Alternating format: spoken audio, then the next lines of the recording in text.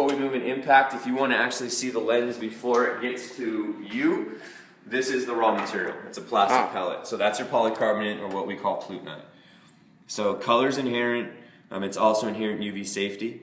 So when we do our injection molding, even with a polarized filter inside, it's still one lens. So we go from pellet form to puck or shield, depending on the style, in about a minute, minute and a half. And that's where your lens will get cut out from there. You know, this reminds me of like those like childhood, like the baking things where you make like Christmas ornaments and stuff. Yeah. Yeah, we just make lenses out of them. That's exactly what it is. So it's just polycarbonate. These are both polarized lenses. So you actually see we have a filter. This is the polarized filter, completely embedded inside. It's encapsulated in it. So it's one lens. You can't peel that filter out anymore. Huh. Cool. So And then way when you do the injection molding. What happens to all the excess material? It's actually collected, ground down into like little tiny flakes or powder, if you will, and we sell it off to companies like GE, Black & Decker. They can basically use it for their handheld equipment. Oh. We won't use any of that material ourselves, just due to the fact that manufacturing is already hard enough as it is. Yeah. We don't want to handicap ourselves with using... There'd be a whole like recycling, sort of process. So if it can be recycled, we'll do it, whether it's ourselves or selling off to someone else where they can use it. There is some stuff that obviously is just waste, but most of the stuff we can actually recycle. Frames, lenses, we can do all that. So cool. But yeah. So now we'll get you over into the fun side, show you a little impact. So this is the first impact test. It's high velocity. There's our 1/4-inch steel ball. We're going to shoot it at 102 miles an hour, point blank range. Yeah. This is going to be at glass. Okay, so generic brand, but same exact materials you'll find in any glass eyewear. You can find some examples right there. So there are 3 standards that we look for on this test for eyewear to pass. One of those standards is no lens contact on the eye or the soft tissue surrounding it. Okay. We want no fragmentation from either the frame or the lens. And then lastly, we want to make sure the lens stays inside the frame, what we call lens retention. I mean, you can get close to this if you want. You're all nice and safe. I'm going to get the speed up to the proper testing speed here in a second. This is just a pneumatic. Yeah. Yeah. Exactly. So technically we're shooting at about 150 feet per second, which is about 102 miles an hour. And if you want to focus in on there, in 3, 2, 1. Oof, there you go. And I'm going to go ahead and I'll take this out. So this is what happens when that piece of steel comes flying back. Yep, okay, as I think a lot of people would expect from a cheap pair of glasses, yeah. So this is why we don't want you wearing glass, and again, for some actual real ones, you have those ones there that are obviously more expensive.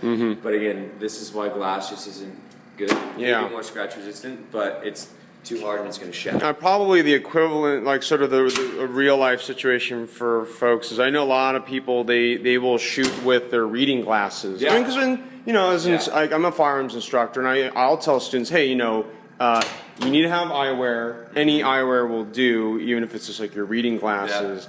Yeah. I guess I never even thought about, the potential. I mean, it all makes sense once you hear that. Yeah, I mean, if you get piece of shrapnel, coming at your eyewear, it's going to fragment like Especially that. if it is a glass lens. Yeah. That's where your issue is really going to be. So here's your radar lock. So 3, 2, 1.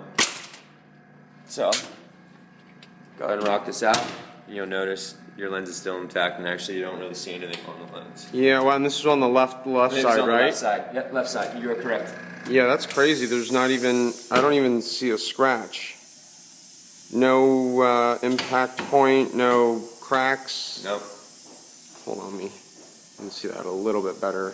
Yeah, if you held it up in light for you personally, you'd probably be able to see it. Not sure how the video would, but even with that little scratch, being the lenses in here and the UV safe, you're still good. So if you're outdoor shooting or outdoor training, raw, kicked up pitching, tree wrench, whatever it may be, you still don't have to worry about UV safety. It's all inherently in there for you. Cool. So that's high velocity. One more, high mass. Right.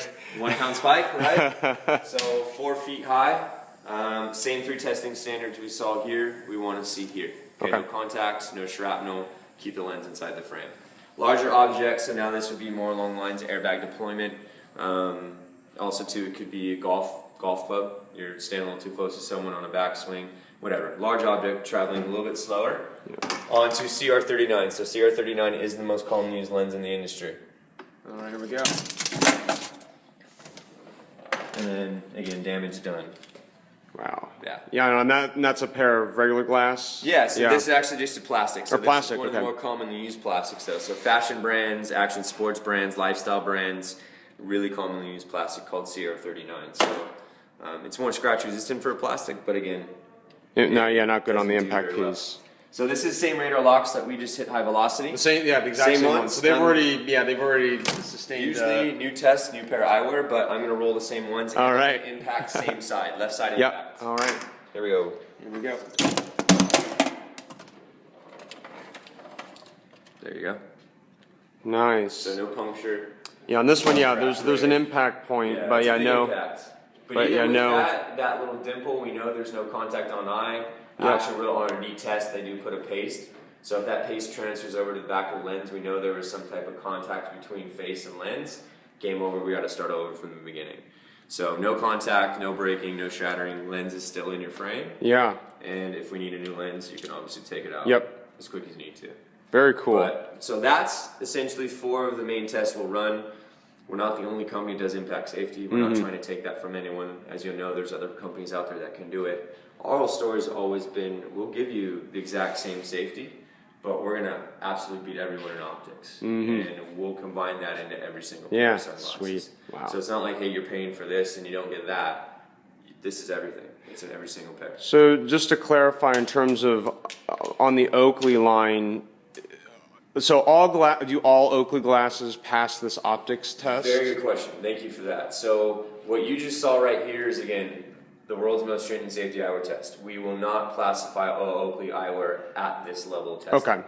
That being said, and the reason for it, when you look at your lifestyle line, which will not meet this, the reason why lifestyle will not meet this standard is, one, you're losing that coverage and protection on the side of your face. Okay, you mentioned optomic frames. Okay, it may work straight on, but not everything is linear, right? Yeah. There's stuff coming at us from the side. We lose that protection. The other side to lifestyle pieces is you get wire and acetate frames involved. Those are not conducive to safety in the sense that when impacted, they don't retake their same shape like that does. Yeah. So for those reasons alone, we'll say lifestyle, not so much. If you're looking for this type of safety, you got to go to our active and our sports lines to get this. Okay. They're just more robustly designed. They give you, as you can see here, a lot more coverage on the side. And again, they're just going to be able to withstand a lot higher impacts than your lifestyle line was. Cool. Yeah, I just want to clarify that. Yeah, it's not all Oakley glasses are going to, hit. Optics. The optics will. Optics, Okay. every single But not, pair. the impact. Men's, lifestyle, sport. Okay. Everything. Even the quarter jacket for the kids, same stuff. Cool. So that's a good differentiation to make. So the optics tests are always consistent amongst all Oakley glasses. Yeah. But this stress impact test is only you said active and sport wear lines. Yeah, Exactly. like women's, we have called the LBD, right? Yeah. I mean, there's ones that are fashion pieces that would, they don't need to. The Plutonite lens would still take an impact, and it's never glass, it's never going to shatter like that. But it's not meant to take that, repeatedly. And just to show you, again, and I have a disclaimer, I don't want anyone to go out there and do something gnarly in a lifestyle pair of sunglasses, but we want to go and make sure that you're safe no matter what you're doing. You don't have to be super athlete to go and have some type of unfortunate, uncontrollable accident happen to you. Okay? This is a pair of my frog skins. This is lifestyle. So again, we're losing a lot of that coverage, but again, the materials and the product's designed in a certain way where it can still withstand impacts. That's about 6 spike drops on there. Yeah, okay? yikes. So again, I'm not saying go out there and wear your frog skins, but I'm saying the materials that we're using that are in play are still very safe. So I may be at a baseball game, I'm not paying attention, foul ball comes flying my way, hits me in the face. You don't have to worry about it cracking, shattering, or breaking on you.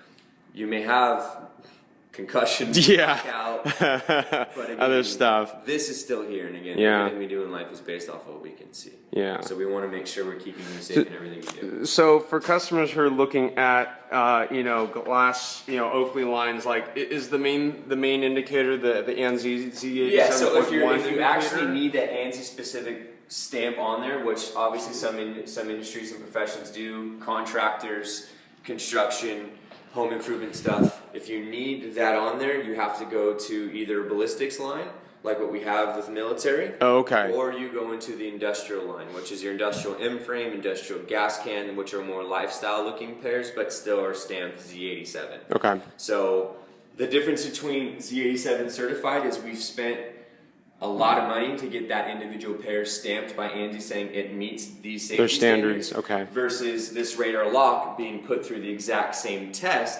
but not actually spending the money to get it accredited. ANSI certified, yeah, because this whole certification thing is a whole nother additional cost. Meets compliance Yeah. versus accredited and stamped with Z87 on there. Cool, So got we it. do have stamped product ballistics in your industrial line for you.